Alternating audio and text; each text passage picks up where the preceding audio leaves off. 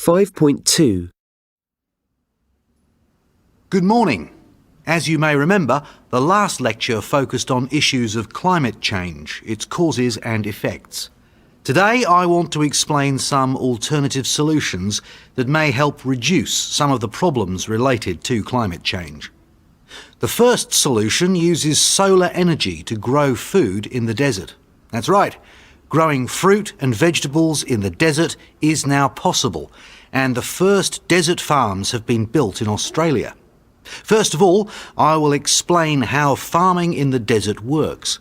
Then we will briefly discuss how this type of farming could solve some of the environmental problems we are now facing. And finally, we will discuss some possible problems of this system. So, how does it work?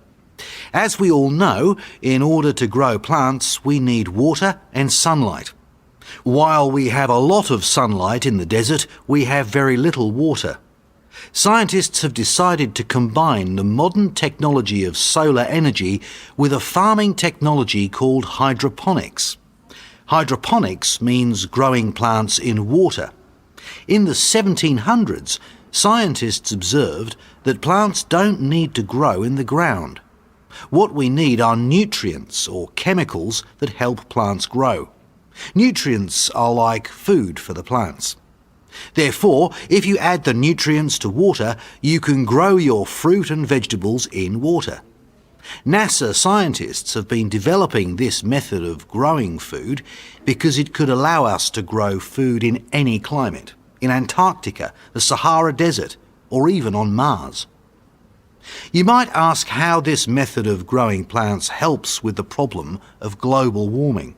I mean, after all, it uses fresh water, which is a limited resource on our planet. An Australian company, Sundrop Farm System, combines hydroponics with solar energy. Traditional farming uses between 60 and 80% of our planet's fresh water. However, Sundrop Farms doesn't use fresh water. They use seawater. Sundrop Farms are only 100 metres from the seashore.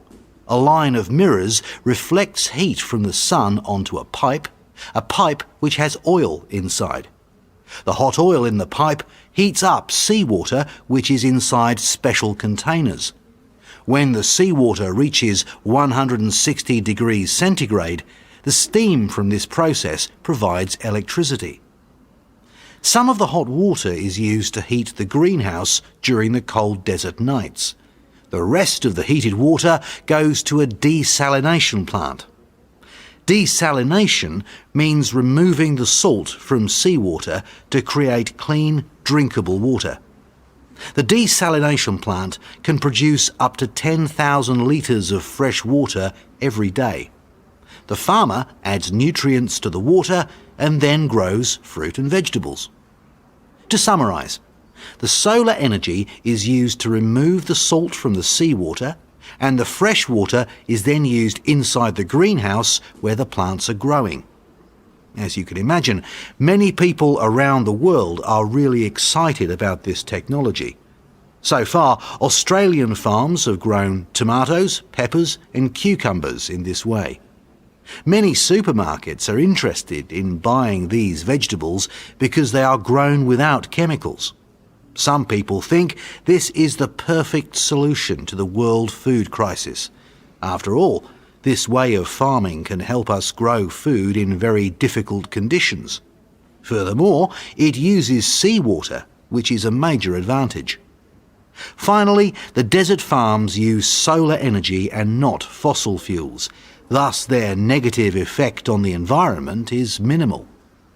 Taking all this into consideration, the quality of food, the use of seawater and the minimal use of fossil fuels, I think that desert farms might be a very interesting way to farm in the future.